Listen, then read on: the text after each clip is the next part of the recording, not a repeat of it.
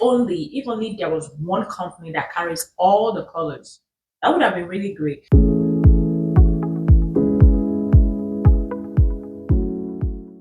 Hi, welcome back to my channel. My name is Amara, and if today is your first time watching any of my videos, thank you so much for stopping by. If you are a returning viewer, thank you so much. I love and appreciate every one of you, and all your support means a lot to me. Thank you so much for all the encouragement and everything.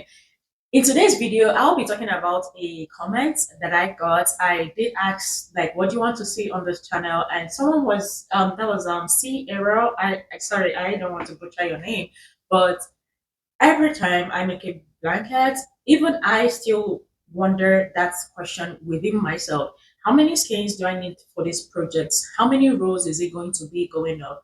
It's a very tricky question. Even I've been making blankets, I've been knitting blankets for over a year now, and most times, I really struggle with those numbers. But here is what I do, and hopefully that would help you also if you're watching this video and that's always a question that you wonder. First off, I'm going to be showing three different skeins, actually four different skeins of yarn, like different brands, and each brand doesn't measure the same.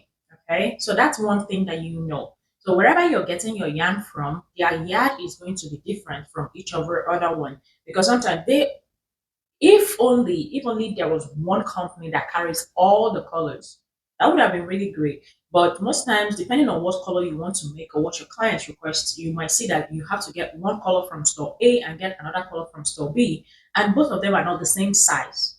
Okay, so first off, this is my favorite yarn, or the second favorite yarn, or the third favorite yarn, but this is the yarn that I started with making blankets. It is yarn B. You can get this from Hobby Lobby. This one measures 28 yards. Yeah, this one is 28 yards. This is the yarn that I started with making blankets. So I quickly figured out that if I use 10 of this, I can get a blanket size of about 40 by 50 for 10 of this. If I need 40 by 60, I might be using like 11 or 11.5. Then if I need a blanket of 50 by 60, I'll be using about 12 of this because it's 28 yards. Okay, so let's just stay with 10. 28 yards and multiply that by 10, you're getting 280 yards. Okay, just keep that number. Then this is a second brand. This one is Burnett Bay. You get this one from Michaels. Oh, this first one you get from Hobby Lobby. This is from Michaels. This one is 32 yards. See, that's the difference. It is 4 yards extra more than this first one. So if I want to make a blanket of about the same size that I usually would use 10 of this, I might be using lesser with this one because this is 32 yards and this is 28 yards. So 10 of this is 280. 10 of this is 320. So let's say the blanket size of 50 by 60 that I will use 12 of this. I might be using 10 of this one. So that's two brands. Okay. Then this is the huge one. This one you get from Joanne stores. This is really big. This is 72 yards. Yeah, this is 72 yards, which is almost 3 times of this one. So if I want to make a baby blanket, let's use the baby blanket for this analogy now. If I want to make a baby blanket, I can use 3 of this one to make a baby blanket. But I wouldn't need 3 of this for a baby blanket. I'll just need 1 of this to make a baby blanket. Because 1 of this is almost 3 times this. Now this is the fourth yarn. This one is from Amazon. This is 27 yards. It's comparable with this one. This one is 28, but this one is 27. So if I'm going to make a blanket that requires me 10 of this, I might be using like 10.5 of this one because it's 27 and this one is 28. So it's kind of a tricky question to really answer. Like, oh, this is exact number of how many skeins you're going to need to achieve a blanket of this size. What I do, depending on the size of the blanket that I want to make. Let's say I want to make a regular adult throw, which is what I do. This is what I am doing. I'm not saying what everybody does. This is what I do. My regular throw, like it's like about 40 by 60 or 40 by 50. That's mostly what everybody orders, 40 by 50 or 40 by 60. I already know that I'm going to be using 10 of the first one. I already know I'm going to be using 10 of this. So I grab about 10 skeins for this one. If it's enough, that's fine. If it's not enough, then I have to go get more. Okay. So with that at the back of my mind, I already have a guesstimate. Okay, I'm going to be needing about 10 skeins for this size, or I'm going to be needing about 12 skeins for this size. So depending on the size of the blanket will also determine how much skein you're going to need. I've made a king size blanket and I went online to see what everybody was doing. Some people said 15, some people said 20, but they weren't specific about what brand of yarn they actually used.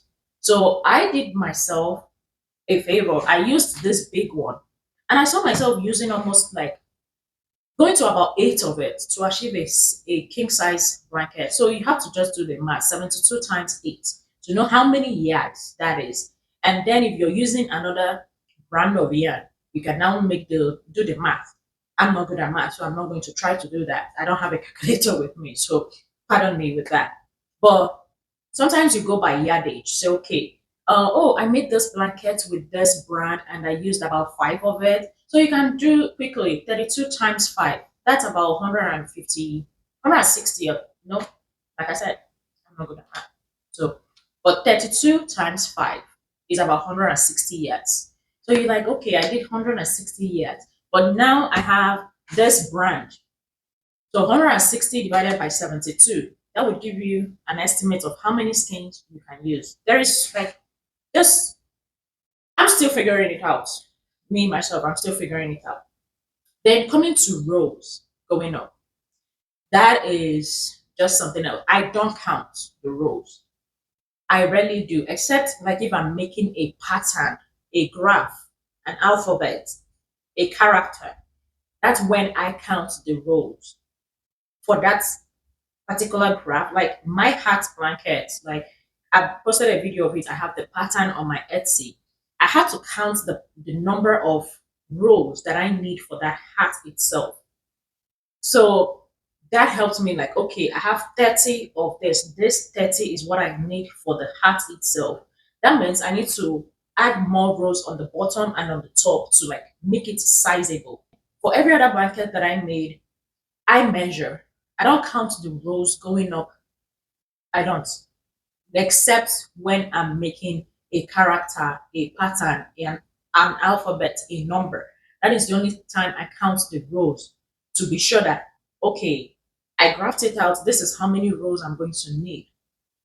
But for just a regular blanket that doesn't need any special characters, even the pattern, even if it's just like herringbone pattern, linen stitch, blah blah blah. But I don't measure. I don't count. Sorry, I don't count the rows going up. I just measure. I keep measuring it. I keep measuring it till I get the desired length that I'm looking for. Except if there is another exception. So the first exception is if I'm making a pattern, an alphabet, something like that. The second exception is if maybe a client saw another creator's work, because people see pictures on the internet and they send it to you. They'll be like, I want it exactly like this. They're not sending it to you to like, oh, I want something similar to this. So you yourself now play around with it to get something similar to that. But then they send it to you and be like, I want it exactly like this. So I'll have to take a really good look at that image they are sending me and then count the rows of that blanket picture they are sending to me. Then I count the rows, I write them down so I can be able to achieve that same exactly how it is. At least close enough. Another that's the only time that's second exception when I count the rows. Like I have a blanket that I need to make. The client sent it to me and was like, I want it exactly like this. That's not a problem. As long as I know the colors that they used, I can duplicate that and give credit to the original creator. Okay. So that's when I'm going to count the rows. I'm not going to be measuring it. Any whatever I get is what I'm going to because that's exactly what they wanted. I will measure when I'm making inventory for myself. So I'm like, I'll be like, okay, I used this amount of skeins, and this is how much size the blanket is for cost effects. But another thing I would say, going by rules, is everybody's knitting is not the same. Even identical twins, they're not identical. There are things that are different about them, and there are things that are similar about them. So how I knit and how someone else knits, even if I teach them, it's not going to be the same. So sometimes one person might knit and one skein like this, they would get probably like 12 rows with this one skein. I might knit and I will get 13 rows with this same one skein. I don't know if that makes sense. The third person might knit with this same one skein and they will get 9 rows. So if there is no general rule per se, say, okay, it has to be 80 rows for this size of blanket. It has to be 10 rows for this size of blanket. I wouldn't tell you that.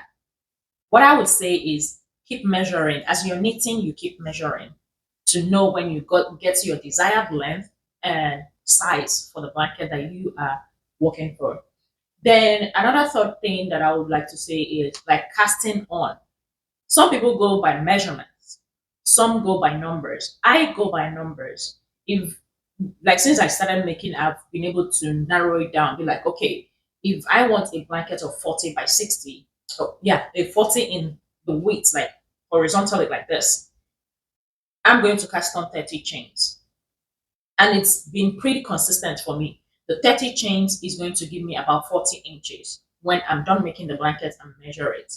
Some people measured when you ask them, oh, how many cast on did you do? They said, oh, I didn't count it. I measured. So that's another thing you might want to put into consideration. I always say, find your reading. Find your reading, find what works for you and run with it. I was able to find that, okay, casting on 30 chains has been working for me. When I measure, I am at the size that at the width, because it's always going like this. I know 30 is going to give me about 40 inches. If I put on 35, I'm going to get probably like about 45 inches or close to 50 inches or 48 when I cast on 35. So if someone else asks, oh, how many chains did you have? I can easily say I had 30, I had 10, I had 15.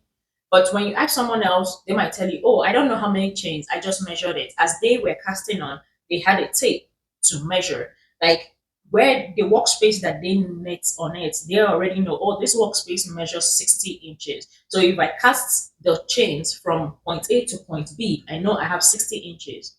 So they go with it and they run with it, and it's been working for them.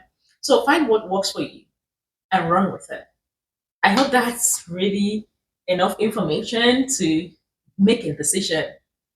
Thank you so much for watching, and don't forget to subscribe to the channel. If this video was helpful or you think it was helpful, give it a thumbs up. If you think it wasn't helpful, still give it a thumbs up and share to someone else who you think this might be helpful, and maybe guide them in their knitting journey. All right, bye. I'll see you on my next video.